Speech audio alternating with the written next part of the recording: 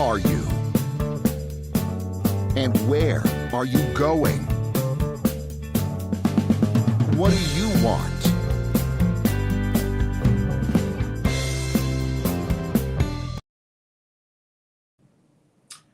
Hello and welcome to Jiggers' Place. I'm your host, Kevin Bemmel, and I'm a little bit in the dark, aren't I?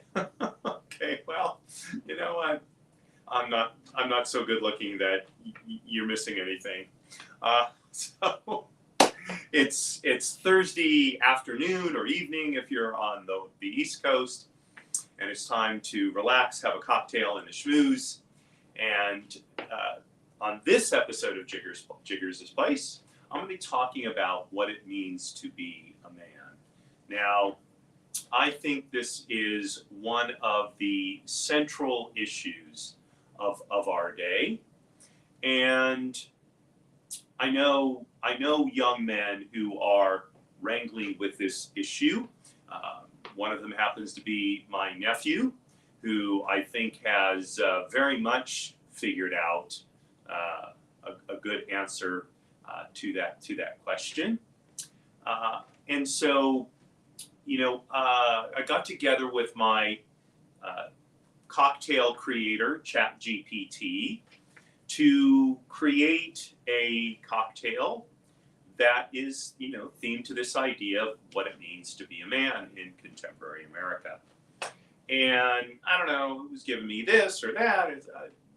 I have to say that my cocktail creator hasn't been creative of late. Most of the drinks ChatGPT comes up with seem to be variations on a Manhattan. So I said I don't want that specifically.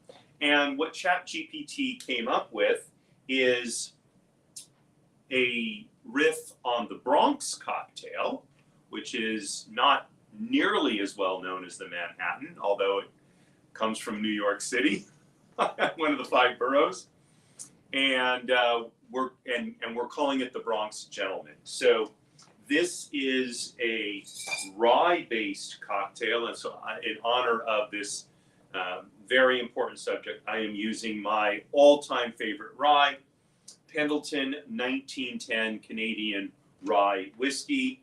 I had this for the first time now quite a number of years ago. I think I got it at the Navy Exchange on Naval Base San Diego. Fell in love with it, still love it. Now you can get it at Total Wines, which now has a fantastic store just down the street from where I live here in the Pico Robertson area. If you go to Total Wine, I'll give them a free plug. If you go to Total Wines on Pico, between Beverwill and Beverly Drive, say hello to Roseanne McCool, the wine manager. She's fantastic, unbelievably knowledgeable, and just a really, really lovely person. Okay, so we have rye whiskey. We've got some sweet vermouth, otherwise known as Italian vermouth, and we have some French vermouth, otherwise known as dry vermouth, and we have orange juice. This is fresh squeezed orange juice. I went to the store and the one thing I needed to get was an orange and forgot to get it, so I had to go running out to get it a little while ago. And then some orange bitters, and although I have good old Angostura orange bitters, and I have let's see, what is the one I have here? This is Bitterman's. Bitterman's has like an orange cream bitters. I'm going to use, this is my all-time favorite orange bitters. This is Stirring's Blood Orange Bitters. It's fantastic. Okay, and so we got my shaker filled with ice. We're going to start out with 1.5 ounces of rye whiskey. And here we go. Okay, got this going on. And okay, so we got the whiskey, and then we've got, I think it's 1/2 ounce of the sweet vermouth. Yeah, let's see what we got. Here we go. It's after daylight savings time now, so it's much darker in here than I'm used to. So I better put on some additional lights next episode, don't you think? Yeah. Okay, I'm not going to measure this out. I've got just a little bit of the dry vermouth in here. Calls for a 1/4 ounce. I'm just going to pour this in here, and we got an empty bottle.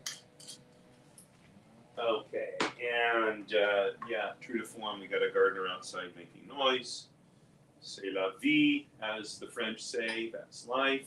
We have 3/4 ounce of fresh squeezed orange juice. Great stuff.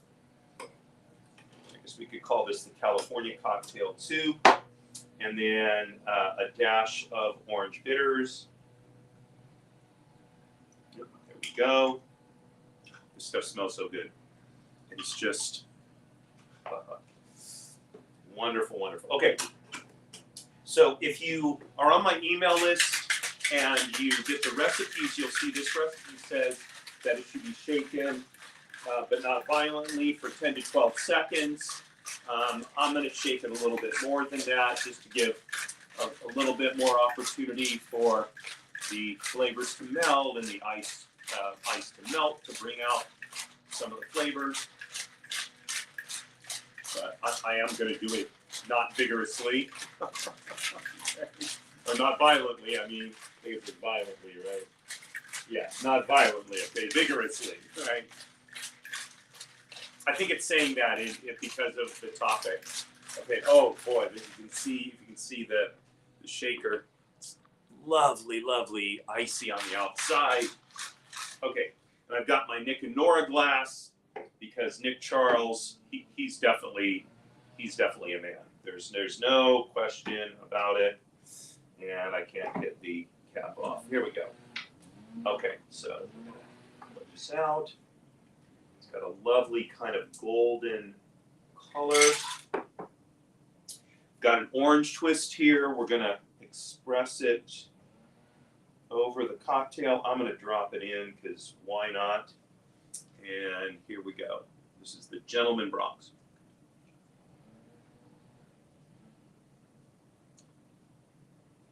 Lovely. Okay. See you over on the sofa.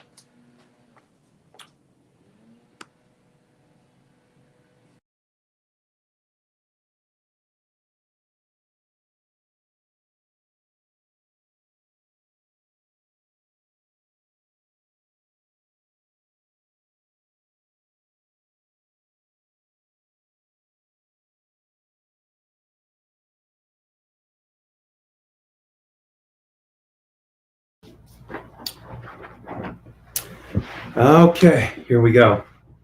I have my spherical pillow. I have my cocktail. I have my notes.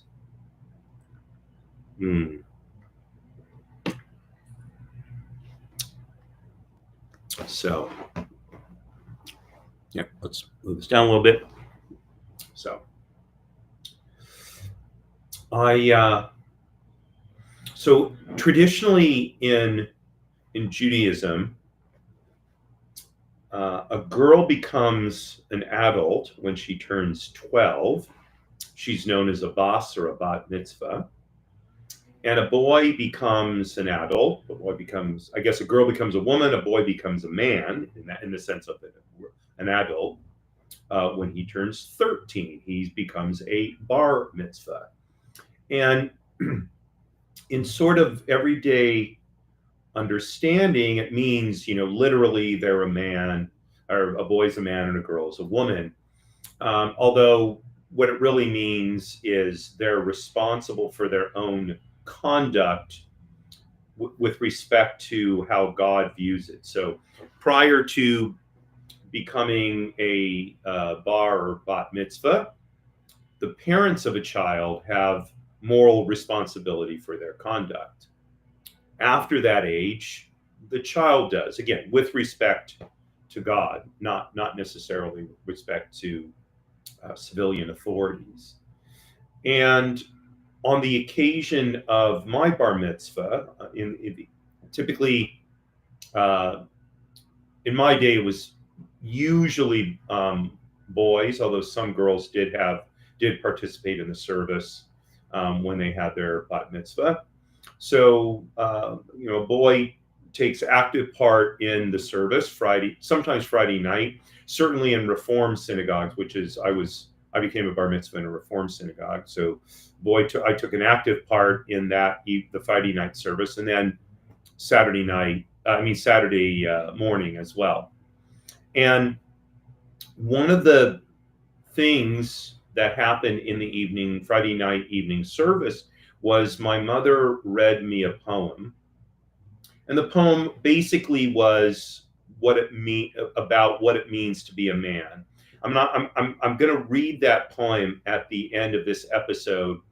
It became that night, and for the 52 years that succeeded it, so far at least, my all-time favorite poem. There is no poem that I find more moving, more incisive, more inspirational than If, written by Rudyard Kipling. Rudyard Kipling was a Britisher, a poet among other things, and so I'm in respect for my mother, but also because I think it so well summarizes what I'm going to be talking about this afternoon, evening. I'm going to read that at the end, so you have something to look forward to. So there's lots of people out there these days talking about what it means to be a man. There are these, frankly, quite disgusting people who teach men how to pick up women and seduce women, and to my estimation, that's not teaching males how to be men. It's teaching males how to stay boys as they get ever older. There are men who preach a message of dominating women and even being very aggressive with women. And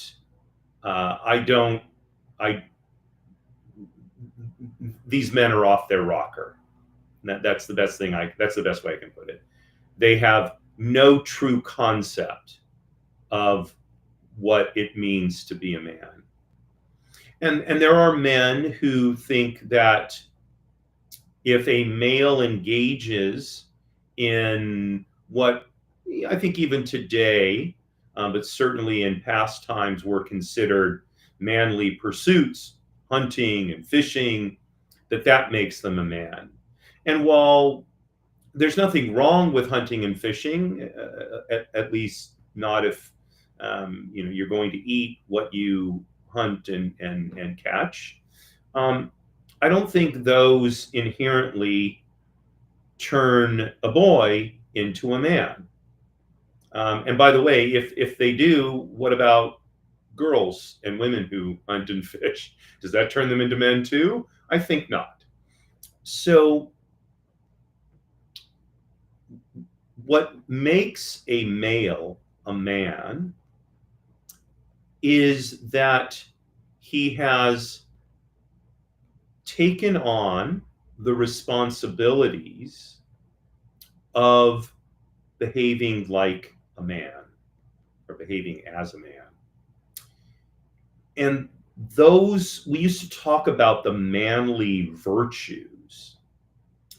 And so a man who sets as his guiding, or a male, I should say, who sets as his guiding principles the manly virtues, I should say, and in the main lives by those virtues, even though he doesn't do so all the time, sometimes falls short, that's a male who qualifies to be called a man. So what I'm going to talk about are what I see as being the key manly virtues, and why I believe these are the qualities that define manhood. So, first of all, and maybe most importantly, a man is self-disciplined. Now, the irony of this is we live in a time that virtually idolizes freedom and seems to think that to be self-disciplined is to deny oneself freedom. And I think this is a terribly mistaken perception of self-discipline. In reality, what people who have that belief are calling freedom is nothing of the sort. It is, in fact, someone who is essentially a slave to his instincts. And the instincts of most of us is not to be men and women. It's really to be boys and girls.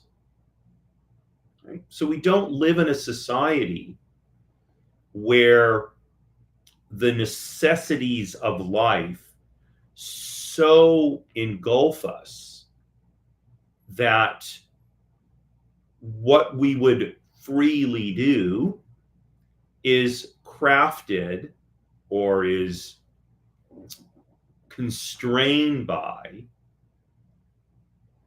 feeding ourselves, finding shelter, protecting ourselves from, wild animals,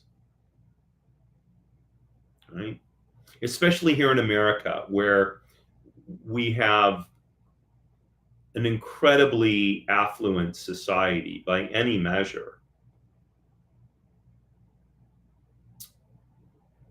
We can work to sustain ourselves, but still have quite a bit of leisure time.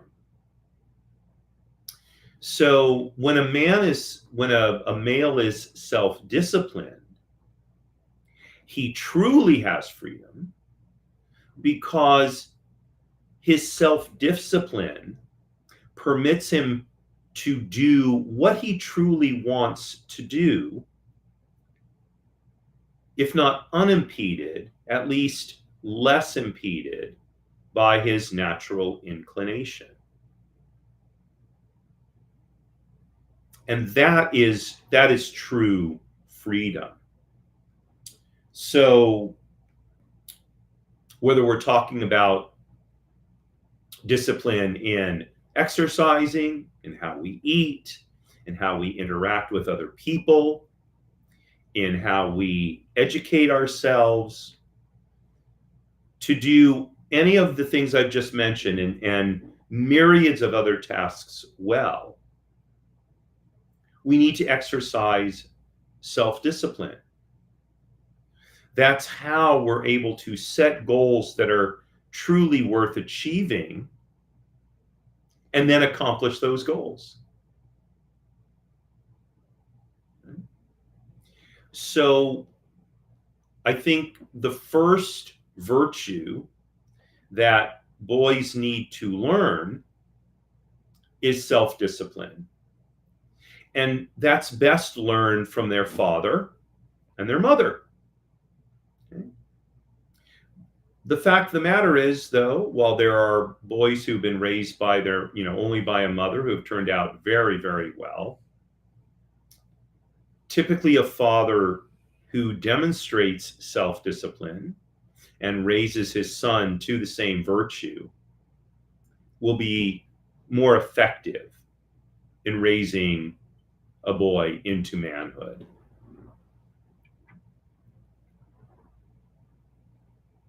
And this is where a program like the Boy Scouts used to be so effective, was because it was a program for helping turn boys into men. Now that it's become coeducational and far less dedicated to instilling virtuous behavior in boys. I think unfortunately the Boy Scouts is far less effective today as an organization than it was certainly when I was a Boy Scout. And this is coming from an Eagle Scout, right? One doesn't become, well, once one becomes an Eagle Scout, one is an Eagle Scout for life. So becoming self-disciplined is task number one for a male who wants to be a man. Next, a man takes responsibility for in a myriad of situations without excuses. First and foremost, he takes responsibility for his own behavior. So if he makes a mistake, he takes the responsibility for having made a mistake, and then he does his best to fix it. He doesn't push the blame onto others. And this is a very popular thing to do in our society today. Oh, it's not my fault. It's this other person's fault. It's this other group's fault. It's society's fault. No. We might be able to make the case that society accepts that kind of behavior now in a way that it wouldn't have 10, 20, 40, 60 years ago. But to the extent that a male is doing something wrong, if he's a man, he accepts responsibility for it. Okay. And then, like I said, he goes about working to fix the damage that he's done. Okay. But it's not just about taking responsibility for ourselves, for a man for himself individually. It's about bearing the responsibility for a wife, for children, for other members of his family, for his community, his state, his country. Now, that doesn't mean that men should carry the burden alone, or any individual man has to carry the burden alone. But it does mean that each man does carry his share of the responsibility, and he fulfills it to the best of his ability. And when he falls short, he doesn't blame others for that. He accepts his fallibility as a human being, and he strives to do better next time. You can see why self-discipline precedes taking responsibility, because taking responsibility requires a high level of self-discipline. And here's the other thing. When one takes responsibility for one's own actions, that makes him powerful. He doesn't need to dominate. He doesn't need to attempt to gain power through violent means. By showing that he will accept the consequences of his conduct, a man exudes power.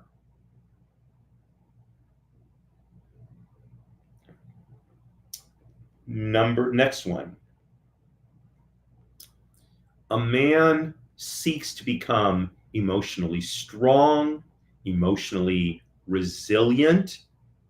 He has an aspect of stoicism in him, but he doesn't so repress his emotions that he becomes essentially an automaton or a robot. Oftentimes, the situations in which we find ourselves don't afford us the ability to emote, to be afraid, to scream, to pull our hair and gnash our teeth. What they require is a calm assessment of the situation and an emotionally controlled response. So I was talking to a friend a couple of nights ago. He and his wife asked me to join them and some other folks for dinner. And my friend was telling him about his Krav Maga teacher. He actually has two of them. One of them, who's around my age, he loves to, like, if somebody does something, he wants to challenge them. He wants to draw them into a fight, knowing that he can clean their clock. And evidently, my friend was telling me about a circumstance where I believe a driver cut off this Krav Maga teacher of his, and the teacher got out in front of this other car and pulled his car in such a way that both cars had to stop, and he got out and he just stood there. And the other driver, furious, got out of the car and approached the teacher, and the teacher literally knocked him cold and then just left him there. I would argue that's not the way a man behaves. Okay? Even if the person cut him off on purpose, and believe me, it's aggravating. Don't get me wrong, it's aggravating, very frustrating. But to provoke that kind of physical altercation is not what a man does. My friend's other Krav Maga teacher has never been in a fight in his life. Again, around my age.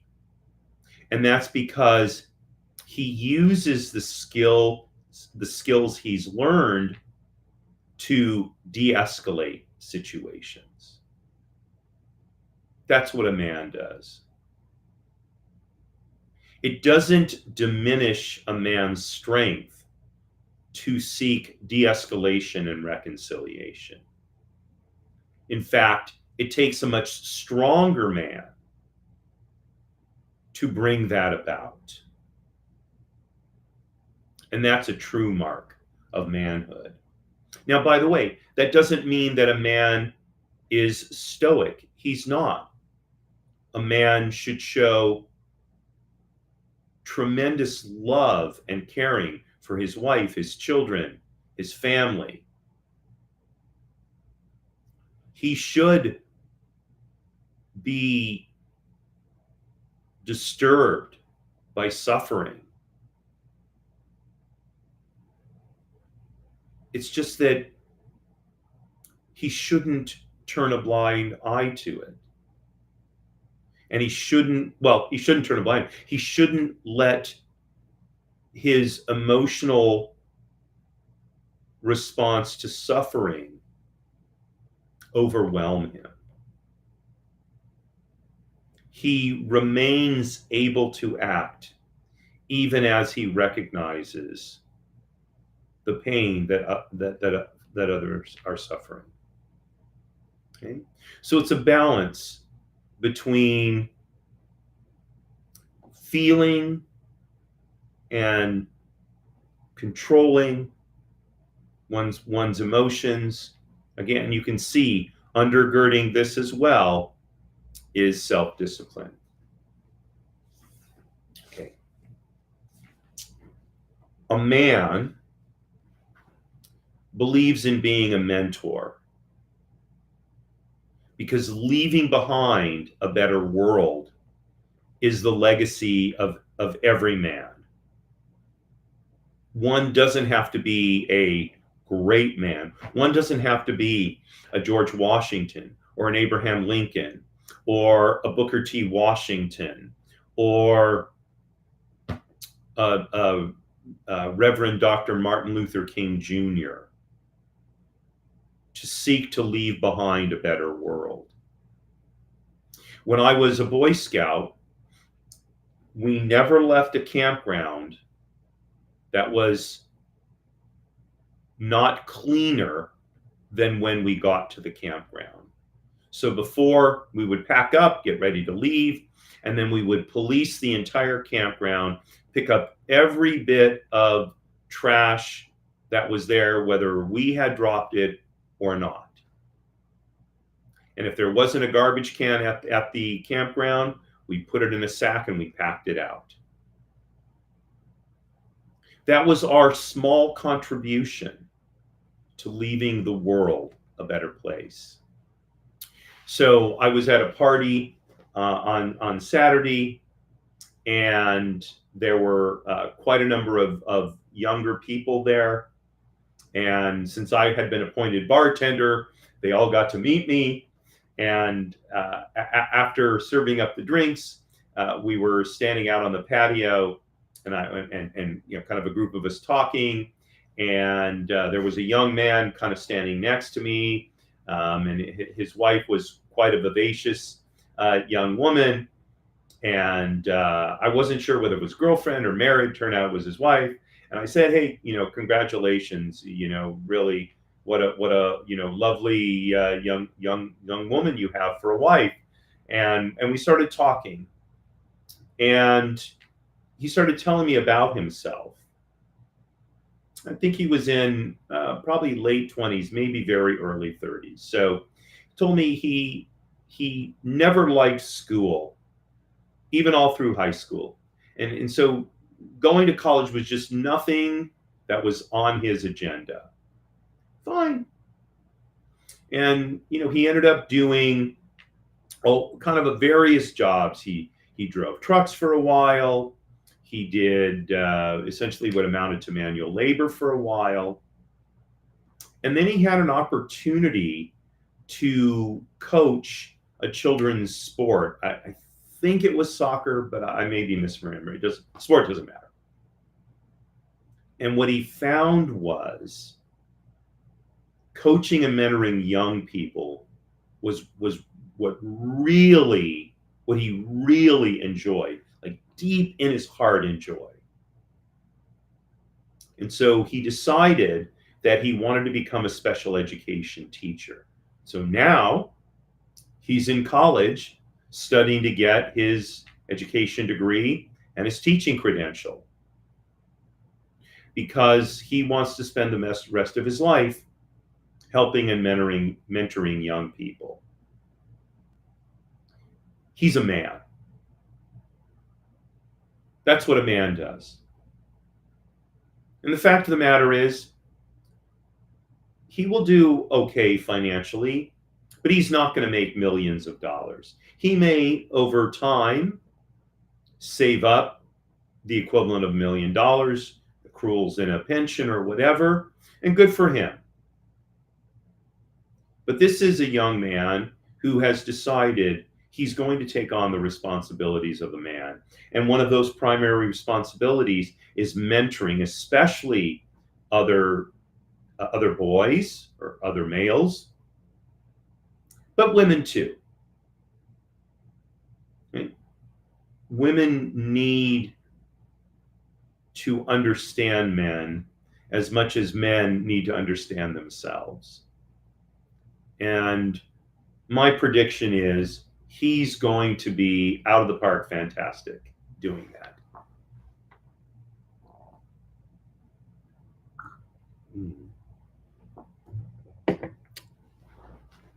Okay. A man is honorable. He seeks to sustain his honor. He doesn't seek honors. He seeks to be honorable. And he does that by making his word his bond. When he shakes your hand as the sign of an agreement, that handshake is stronger than a 100-page document written by lawyers, reviewed, multiple drafts, signed, notarized. His word is his bond. When he tells you something that purports to be a fact, it is a fact. Because if it's not a fact, he says, I'm not sure if this is true, but I heard, or I believe I read, or hopefully I'm remembering the source correctly. He never claims greater knowledge and certainty than he possesses at the moment. He doesn't seek to dominate other people. He seeks to create a world where everybody rises together. He doesn't pit one group against another. He's not misogynistic, or for that matter, chauvinistic. He's certainly not bigoted. He believes that there are only two races of people, the decent and the indecent.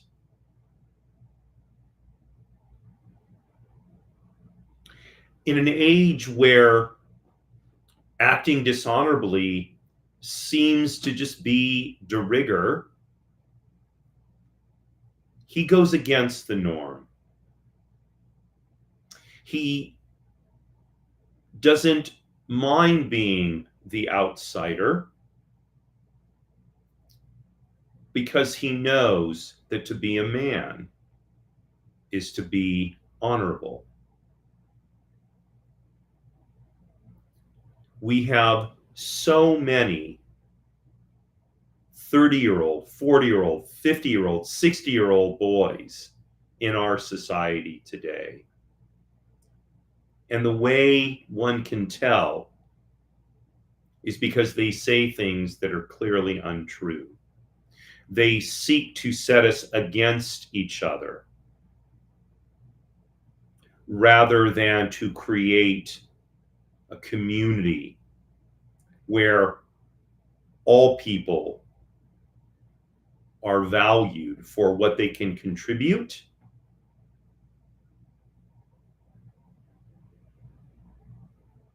and how they behave. There's no such thing as a group to a man. There's only individuals. And each individual rises and falls in accordance with how honorable an individual that person is.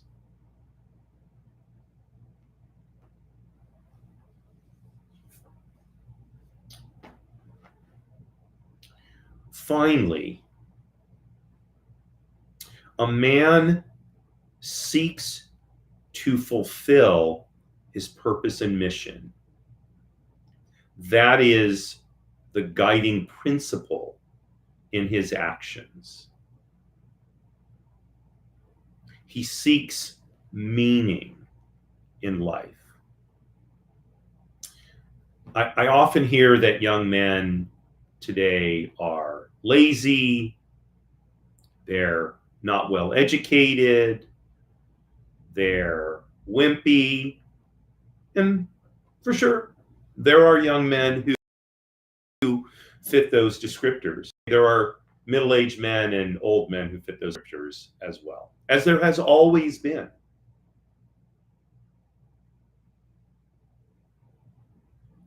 What helps a man not be those things is he understands what his purpose is. Okay? Part of my purpose is to be what's called in Hebrew an Eved Hashem, a servant of God.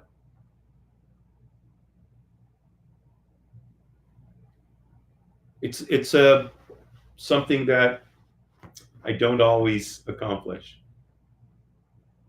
My mission is to help other people live better lives. That's especially why I do this show, Jiggers' Place. So I want to give you food for thought, things for your brain to chew on that will improve your life. My development of the 3 pillars of attainment is in pursuance of that mission. Now, I'm not saying that in order for a male to be a man, he has to have the same purpose and mission as me. Not at all. There are many, many purposes in life. There are many, many missions in life. Many of them are honorable. Some of them are dishonorable. So a man seeks an honorable purpose and mission in life. And that becomes his guiding light. Okay. So these are the manly virtues. And I've got some little phrases to kind of summarize them. So going back through the various that I mentioned, strength and compassion aren't opposites. They're complementary. A man's strength is measured by how he uses it to protect, to provide, to build, to uplift. Pardon me. Discipline is not repression.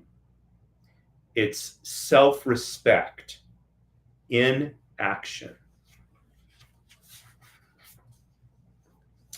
In a culture of blame, responsibility is rebellious. Feel everything, but be ruled by nothing except your conscience and your desire to fulfill your purpose and mission.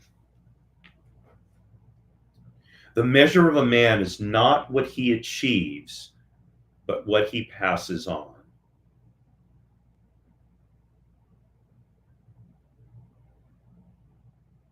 You can make a tremendous amount of money in a lifetime. Money dissipates quickly. If you raise good children, who in turn raise good children, you've made yourself immortal, and your legacy is a better world. Honor may not be fashionable, but it's foundational. And finally, a man without purpose and a mission drifts. A man with purpose and a mission directs the tide.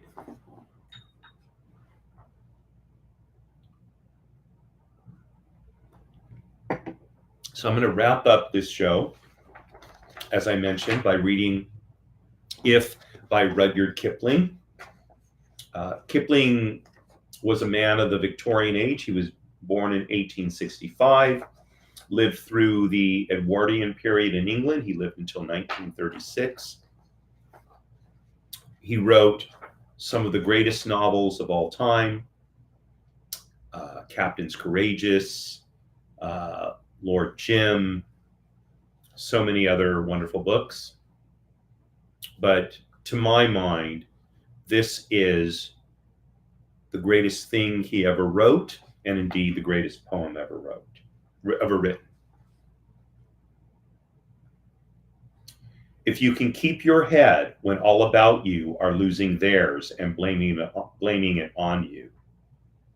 If you can trust yourself when all men doubt you, but make allowance for their doubting too.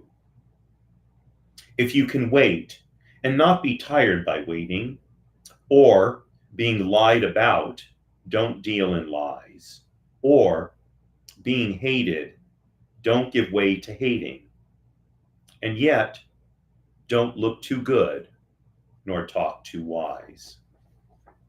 If you can dream and not make dreams your master, if you can think and not make thoughts your aim, if you can meet with triumph and disaster and treat those two impostors just the same.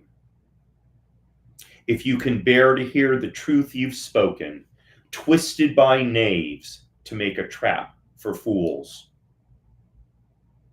or watch the things you gave your life to broken, and stoop and build them up with worn out tools. If you can make one heap of all your winnings and risk it on one turn of pitch and toss, and lose and start again at your beginnings,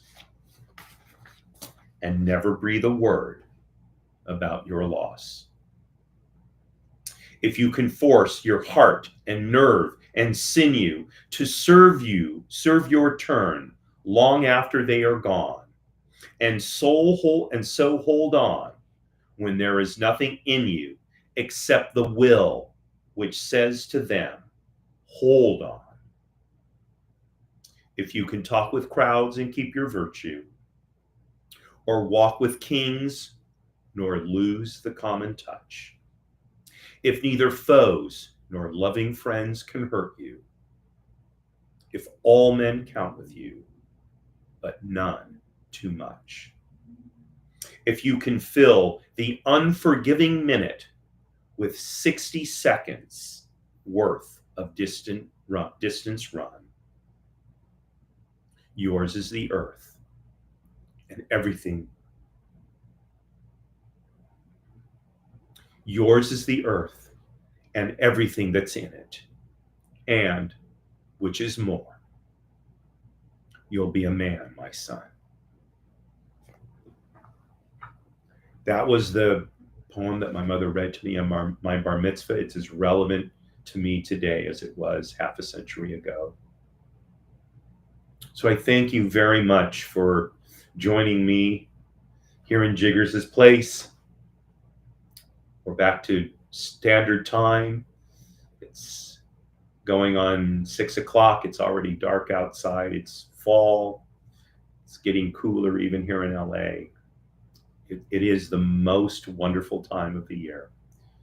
In a few weeks, it'll be Thanksgiving, and then a few weeks after that, it'll be Christmas and New Year. And we'll meet again several times before the new year comes. And I really appreciate you tuning in. Have a wonderful rest of the evening. Courage at all times, my friends.